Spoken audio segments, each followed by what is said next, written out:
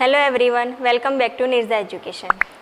આપણે પ્રીવિયસ પાર્ટમાં convex hull, extreme point of convex set અને એક્ઝામ્પલ ઓફ કોન્વેક્સ સેટ વિશે ચર્ચા કરી. હવે આજે આપણે લિનિયર પ્રોગ્રામિંગ વિશે જોઈશું. કઈ કઈ ડેફિનેશન્સ યુઝ થાય છે અને તેના એક્ઝામ્પલ આપણે કઈ રીતે સોલ્વ કરવાના છે તેના સ્ટેપ અને એક્ઝામ્પલ પણ જોઈશું. હવે આપણે લિનિયર પ્રોગ્રામિંગમાં કેટલીક ડેફિનેશન યુઝ થાય તે જોઈએ. તો ફર્સ્ટ છે કે ડિસિઝન વેરિયેબલ. હવે સપોઝ તમે કોઈ કંપનીમાં વર્ક કરો છો તો તમારે એ પ્રોડક્ટ કેટલી બનાવી છે તેનું ડિસિઝન લેવું પડે.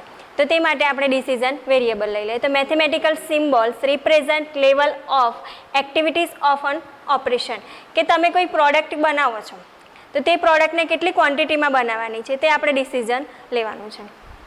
સેકન્ડ છે objective function, a linear mathematical relationship describing an objective of the firm in terms of decision variable that is maximize or minimize. હવે આપણે કોઈ પ્રોડક્ટ તો બનાવી દઈએ પણ તેનાથી આપણને પ્રોફિટ થાય છે કે લોસ તે પણ આપણે ચેક કરવાનું. જો આપણે કોઈ બે વસ્તુઓ બનાવતા હોઈએ તો એક વસ્તુમાં આપણને પ્રોફિટ હોય અને બીજી વસ્તુમાં લોસ હોય તો તે પ્રોફિટને આપણે મેક્સિમાઇઝ કરવાનું છે અને લોસને આપણે મિનિમાઇઝ કરવાનું છે. તો તેમાં આપણે ઓબ્જેક્ટિવ ફંક્શનને ડિસિઝન વેરિયેબલના ફોર્મમાં લેવાના છે. થર્ડ છે constraint, restriction placed on the firm by operation environment state in linear relationship of decision variable. હવે કન્સ્ટ્રેઇન શું છે કે આપણે મશીન દ્વારા વર્ક કરાવવાનું છે તો તે મશીન 1 કલાકમાં કેટલું વર્ક કરશે અથવા તો 1 વીકમાં તેની કેપેસિટી કેટલા અવર્સની છે તે ચેક કરવાનું. જો તેની મેક્સિમમ કેપેસિટી અને મિનિમમ કેપેસિટી કેટલી છે તેના પરથી આપણે કન્સ્ટ્રેઇનને restriction place on firm by operating environment state in linear રિલેશનશિપમાં આપણે તેને ડિસિઝન વેરિયેબલમાં કન્વર્ટ કરવાના. આપણે ડિસિઝન વેરિયેબલ સપોઝ એક્સ અને વાય મેથેમેટિકલ ફોર્મમાં લેવાના છે તો એક્સ અને વાય લઈએ. સપોઝ કોઈ મશીનની કેપેસિટી 3 કલાકની છે અને બીજા મશીનની કેપેસિટી 2 કલાકની છે તો આપણે 3x + 2y તે રીતે આપણે તેને કન્વર્ટ કરવાના છે. ફોર્થ છે parameters or cost coefficients, numerical coefficients and constraint used in the objective function and constraint equation. હવે આપણે લિનિયર પ્રોગ્રામિંગ પ્રોબ્લેમ ફાઇન્ડ કરવાનું છે તો તેના એક્ઝામ્પલ માટે આપણે ફર્સ્ટ સ્ટેપ જોઈ લઈએ. Following step are involving in the formulation of linear programming problem. તો સ્ટેપ 1 છે કે identify the decision variable of the problem. આપણે ફર્સ્ટ તો ફાઇન્ડ કરવાનું છે કે ડિસિઝન વેરિયેબલ્સ. સપોઝ કોઈ કંપની છે એ 2 પ્રોડક્ટ ફાઇન્ડ કરે છે A એન્ડ B. તો એ માટે આપણે ડિસિઝન વેરિયેબલ ફાઇન્ડ કરવાના છે કે એ જે પ્રોડક્ટ છે એના આપણે x યુનિટ મેળવીશું અને જે પ્રોડક્ટ B છે એના આપણે y યુનિટ મેળવીશું. તો તે આપણું ડિસિઝન વેરિયેબલ થયું. હવે ડિસિઝન વેરિયેબલ છે એ શું છે તો નોન નેગેટિવ નંબર થશે આપણું. Second step, construct the objective function as a linear combination of the decision variable. હવે આપણે જે કન્સ્ટ્રેન્ટ ફાઇન્ડ કરવાના છીએ તે કઈ રીતે ફાઇન્ડ કરીશું કે જો કોઈ પ્રોડક્ટ છે એ તો તેના માટે આપણે સપોઝ કે એની પ્રોફિટ છે 3 રૂપીસ અથવા તો પ્રોડક્ટ બી માટે છે કે તેની પ્રોફિટ અથવા તો લોસ છે કે 2 રૂપીસ. તો તેના માટે આપણે ફાઇન્ડ કરવાનું છે કે ઓબ્જેક્ટિવ ફંક્શન. તો ઓબ્જેક્ટિવ ફંક્શનમાં શું કરીશું કે તે સપોઝ 3x1 + 2xy તે તેનું શું થયું મેક્સિમમ પ્રોફિટ. થર્ડ સ્ટેપ છે કે identify the constraint of the problem such as the research limitation interrelation between variable etcetera. હવે જે કન્સ્ટ્રેન્ટ છે સપોઝ એક્સ માટે મશીન એ વર્ક કરે છે, વાય માટે મશીન બી વર્ક કરે છે તો તેની લિમિટેશન કેટલી છે કે મેક્સિમમ કે અથવા તો મિનિમમ કેટલા અવર્સ વર્ક કરી શકે તે પરથી આપણે કન્સ્ટ્રેન્ટ ફાઇન્ડ કરવાના છીએ. Formulate this constraint as a linear equation or inequation in terms of the non-negative decision variable. Thus, the LPP is a collection of objective function, the set of constraint and the set of non-negative constraint. તો આપણે LPP શું થશે કે first આપણે objective function find કરીશું તેના પરથી set of constraint and set of non negative constraint. તો હવે મિત્રો આપણે એક્ઝામ્પલ જોઈએ.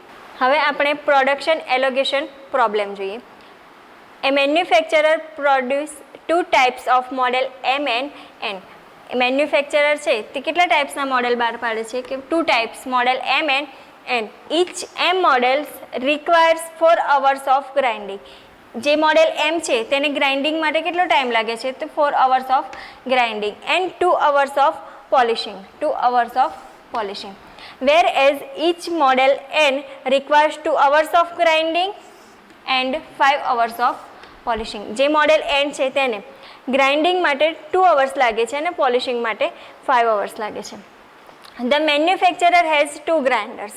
મેન્યુફેક્ચરર પાસે 2 ગ્રાઇન્ડર છે એન્ડ 3 પોલિશર્સ. પોલિશર્સ કેટલા છે? 3. Each grinder work for 40 hours a week. એક ગ્રાઇન્ડર 40 hours પર વીક કામ કરે છે. આપણી પાસે તેવા કેટલા ગ્રાઇન્ડર છે કે 2 ગ્રાઇન્ડર્સ, તો ટોટલ કેટલો ટાઈમ વર્ક કરશે? 80 hours. And each polishers work for 60 hours per week. આપણી પાસે કેટલા પોલિશર્સ છે? 3 પોલિશર્સ, તો કેટલો ટાઈમ વર્ક કરશે? 180 hours. Profit on model M is ₹3 and model N is ₹4. મેન્યુફેક્ચરરને પ્રોફિટ થાય છે M મોડેલ પર ₹3 એન્ડ N મોડેલ પર ₹4 નો. Whatever is produce in week is sold in a market. કેટલી પ્રોડક્ટ બહાર પડશે કે જે એક વીકમાં તે માર્કેટમાં વેચાઈ શકે. And how should the manufacturer allocate his production capacity to the types of model so that he may make the maximum profit on a week. આપણે આ પ્રોબ્લેમને એવા ઓબ્જેક્ટિવ ફંક્શન એન્ડ કન્સ્ટન્ટમાં કન્વર્ટ કરવાના છે કે મેન્યુફેક્ચરરને મેક્સિમમ પ્રોફિટ થાય. હવે આપણે આ પ્રોડક્શન એલોકેશન પ્રોબ્લેમ માટે સોલ્યુશન જોઈએ. તો આપણે આ મેન્યુફેક્ચરર કંપની છે તેની પાસે 2 મોડેલ છે M અને N.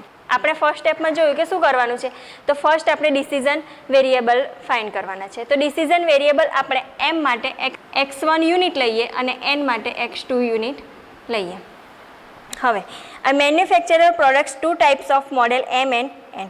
Each M model requires 4 hours of grinding. તો પહેલા આપણે ગ્રાઇન્ડિંગ લઈ લઈએ અને પોલિશિંગ.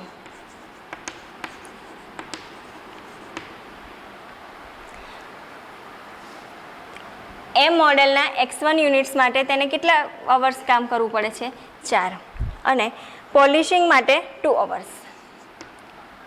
તે જ રીતે N માટે ગ્રાઇન્ડિંગ માટે 2 hours અને પોલિશિંગ માટે 5 hours. મિત્રો, આ ટેબલ આપણે એટલા માટે બનાવીએ છીએ કે આપણને ઇઝીલી કોન્સ્ટન્ટ અને ઓબ્જેક્ટિવ ફંક્શન મળી રહે. એક્ઝામમાં તમે આ રીતે નાનું ટેબલ બનાવીને તમે જલ્દીથી કોન્સ્ટન્ટ અને ઓબ્જેક્ટિવ ફંક્શન ફાઇન્ડ કરી શકો છો, પણ તે તમારે રફ વર્કમાં કરવાનું રહેશે. હવે આગળ જોઈએ કે each grinder works for 40 hours per week and each polisher works for 60 hours per week.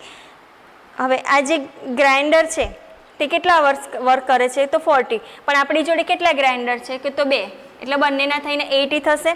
And પોલિશર માટે 60 hours, પણ 3 પોલિશર છે તો માટે 180. હવે M મોડેલ માટે પ્રોફિટ છે ₹3 અને N મોડેલ માટે પ્રોફિટ છે ₹4. હવે અહીંયા મોડેલ M એ x1 નંબર જેટલા પ્રોડક્ટ બહાર પાડે છે અને N મોડેલ x2 જેટલા પ્રોડક્ટ બહાર પાડે છે. M માટે પ્રોફિટ છે આપણને ₹3 અને N માટે પ્રોફિટ છે આપણને 4. અહીંયા આપણને પ્રોફિટ છે, આપણે શું કરવાનું છે, તો ઓબ્જેક્ટિવ ફંક્શનને આપણે મેક્સિમમ ઓફ પ્રોફિટમાં કન્વર્ટ કરવાના છે. તો આપણે maximum of profit objective function શું થશે? Maximum of profit P = 3x1 + 4x2. હવે ગ્રાઇન્ડિંગ માટે 4 hours મોડેલ એમના x1 પ્રોડક્ટ માટે થાય છે. તો આપણે અહીંયા હવે કોન્સ્ટન્ટ ફાઇન્ડ કરવાના છે. તો 4x1 ગ્રાઇન્ડિંગ માટે છે, તો 4x1 + 2x2 which less or equal to 80. કેમ કે મેક્સિમમ કેટલા અવર્સ વર્ક કરી શકે છે? એક ગ્રાઇન્ડર છે તે 40 hours વર્ક કરે છે, એવા આપણી પાસે 2 ગ્રાઇન્ડર છે તો માટે 80 hours થશે. તે જ રીતે પોલિશિંગ માટે જોઈએ શું થશે? Constraint 2x1 + 5x2 which less or equal to 180. હવે અહીંયા જે x1 અને x2 છે તે કેવા થશે? Non negative numbers. હવે આપણે સોલ્યુશન જોઈએ. Let x1 be the number of model M to be product. જે M અને N ટાઈપ છે જેમાં M મોડેલમાં x1 યુનિટ્સ પ્રોડક્ટ બહાર પડે છે અને x2 be the number of models N to be produce. Clearly, x1 and x2 greater or equal to 0.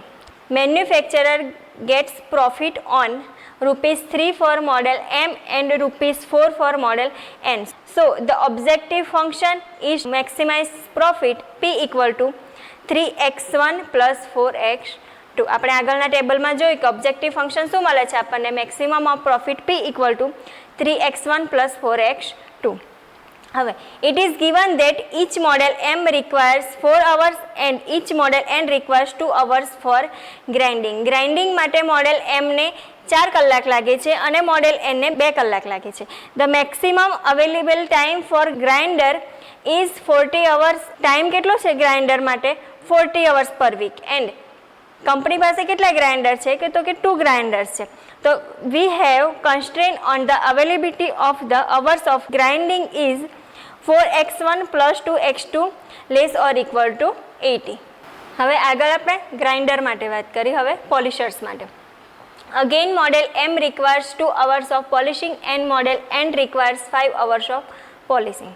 Model M ને 2 કલાક લાગે છે અને મોડેલ N ને 5 કલાક પોલિશિંગ માટે લાગે છે. The maximum available time for polishing is 60 hours. maximum available time per week કેટલો છે તો કે 60 hours and there are 3 polishers. તો 3 polishersના total time કેટલો થશે તો કે 180. Thus the constraints for the hours available for polishing is 2x1 plus 5x2 less or equal to 180. Thus the manufacturer allocation problem is to maximize P equal to 3x1 plus 4x2 subject to the constraint for x1 plus 2x2 less or equal to 80 to x1 plus 5x2 less or equal to 180 and x1 x2 greater than 0. હવે બીજું example જોઈએ કે pharmaceutical company produce 2 products A and B. Pharmaceutical company છે તે કેટલી product બહાર પાડે છે કે 2 A and B. Production of both products requires the same process. એ બંને પ્રોડક્ટ માટે સેમ પ્રોસેસ 1 and 2 યુઝ થાય છે. The production of B resulting also by product C. હવે જે પ્રોડક્ટ B છે તેને આપણે જ્યારે પ્રોડક્ટ કરીએ છીએ ત્યારે બાય પ્રોડક્ટ એટલે કે આર પેદાશમાં એક પ્રોડક્ટ આપણને C મળે છે with no extra cost. The product A can be sold at a profit of ₹3 per unit. Product A નો પ્રોફિટ કેટલો છે per unit ₹3 and B at a profit of ₹8 per unit. Product B નો profit ₹8 per unit છે. Some of this by product can be sold at a unit profit of ₹2. જે આપણી R પેદાશ C મળી છે તેમાંથી કેટલીક પ્રોડક્ટ ₹2 ના પ્રોફિટ પર વેચાય છે and the remainder has to be destroyed and the distribution cost is ₹1. અને તે આડ પેદાશમાંથી કેટલીક નાશ પામે છે અને તેનો ખર્ચ કેટલો થાય છે ₹1 પર યુનિટ. હવે અહીંયા પ્રોફિટ થાય છે તો તેને આપણે પ્લસમાં લઈશું અને આ જે ડિસ્ટ્રીબ્યુશન કોસ્ટ છે કે જે નાશ પામી છે તેનો કેટલો છે તો કે ₹1 પર યુનિટ તો તેને આપણે માઇનસ કરીશું. Forecast so that only up to 5 units of C can be sold. હવે C માટે જે યુનિટ છે કેટલા યુનિટ વેચાશે કે maximum 5. The company gets 3 units of C for each unit of B product. હવે B માંથી કેટલા આપણને પ્રોડક્ટ મળવાના છે 3 યુનિટ ઓફ C મળવાના છે. The manufacturing time are 3 hours per unit for A. મેન્યુફેક્ચરિંગનો ટાઈમ કેટલો છે કે 3 hours per unit for A on process 1 and 2 respectively. એટલે પ્રોસેસ 1 and 2 માટે એનો ટાઈમ સેમ છે કેટલો છે 3 hours and 4 hours and 5 hours per unit for B on process 1 and 2 respectively. 1 માટે કેટલો છે તો 4 hours અને પ્રોસેસ 2 માટે 5 hours. Because the product C result from producting B, no time is used in product C. જે B માંથી આપણને આડ પેદાશ C મળે છે તેના માટે કોઈ એક્સ્ટ્રા ટાઈમ લાગતો નથી. The available time are 18 and 21 hours. આપણી પાસે કેટલો ટાઈમ અવેલેબલ છે કે પ્રોસેસ 1 માટે 18 hours અને પ્રોસેસ 2 માટે 21 hours respectively. Formulate this problem as an LP model to determine the quantity A and B. આપણે આ પ્રોબ્લેમને લિનિયર પ્રોગ્રામિંગ મોડેલમાં કન્વર્ટ કરવાનું છે, જેથી product keeping C in mind, product સીને પણ આપણે સાથે લેવાની છે કે જે આડપેદાશ તરીકે મળી છે, અને આપણે ટોટલ પ્રોફિટ કંપનીને મેળવવાનો છે. હવે સોલ્યુશન જોઈએ.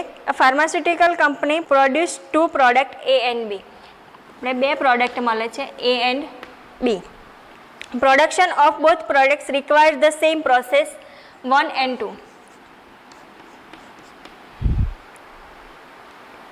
The production of B resulting also in a byproduct C at no extra cost. તો આપણને ત્રીજી પણ એક પ્રોડક્ટ મળે છે C, કે જે બીની આડપેદાશ તરીકે મળે છે. Product A can be sold at a profit of ₹3 per unit. ₹3 and B માટે પ્રોફિટ છે ₹8. Some of this byproduct can be sold at a unit of profit ₹2. જે સી મળ્યો છે આપણને તેમાંથી કેટલાક યુનિટ ₹2ના પ્રોફિટ પર વેચાય છે અને કેટલાક ₹1ના ડિસ્ટ્રીબ્યુશન કોસ્ટમાં જાય છે.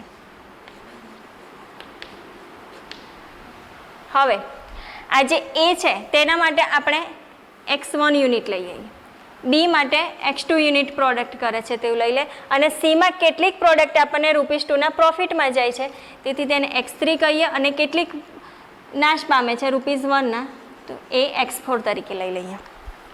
હવે the company gets 3 units of C for each unit of B product.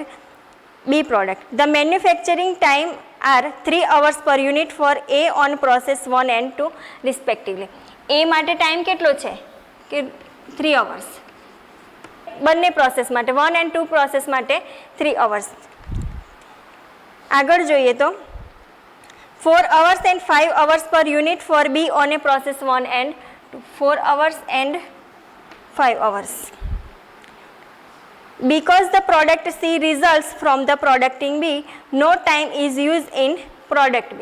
હવે આ જે સી છે એ બીની આડપેદાશ તરીકે મળે છે અને તેમાં એક્સ્ટ્રા કોઈ ટાઈમ લાગતો નથી.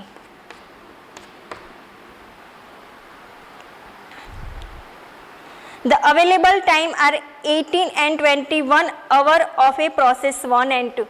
Process 1 માટે કેટલો ટાઈમ છે? 18 hours અને process 2 માટે 21 hours. તો આપણે આ પ્રોબ્લેમને ફોર્મ્યુલેટ કરવાના છે. હવે આપણે અહીંયા એક માઇન્ડમાં રાખવાનું છે કે સી વધુમાં વધુ કેટલી પ્રોડક્ટ બહાર પાડે છે?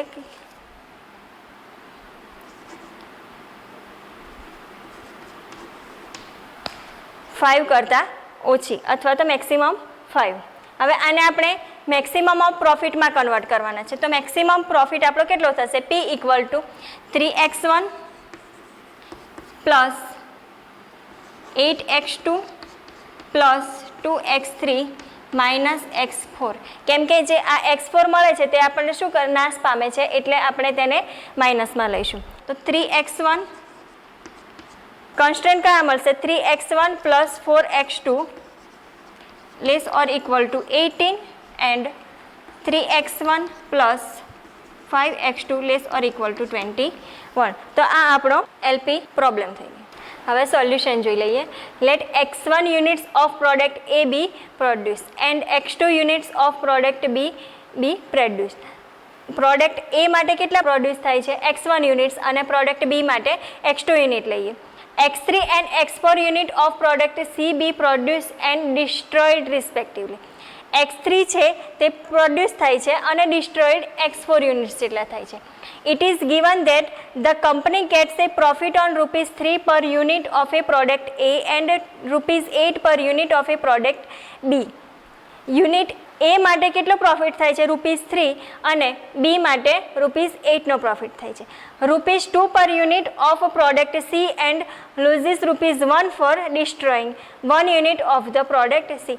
પ્રોડક્ટ સી માટે શું થાય છે કે ₹2નો પ્રોફિટ થાય છે અને 1નો લોસ જાય છે. તો objective function is maximise profit P = 3x1 plus 8x2 plus 2x3 minus x4. Manufacturing constraint for the product A and B are 3x1 plus 4x2 less or equal to 18, 3x1 plus 5x2 less or equal to 21 and manufacturing constraint for product C are C માટે maximum કેટલા units છે તો 5, તો x3 is less or equal to 5, પણ બી પ્રોડક્ટમાં છે તેમાં 3 જેટલા તો નાશ પામે છે એટલે -3x2 plus x3 plus x4 equal to 0 and x1 x2 x3 greater or equal two 0 છે. તો મિત્રો આપણે આ જોયા લિનિયર પ્રોગ્રામિંગના એક્ઝામ્પલ. પૂછાઈ શકે તેમ છે 7 માર્કમાં આ બંને પ્રોબ્લેમ આઈએમપી છે. અહીંયા યુનિટ 1 પૂરો થાય છે. નેક્સ્ટ પાર્ટમાં આપણે યુનિટ 2 સ્ટાર્ટ કરીશું. મિત્રો આ વિડીયો ગમે હોય તો લાઈક કરજો. Thank you.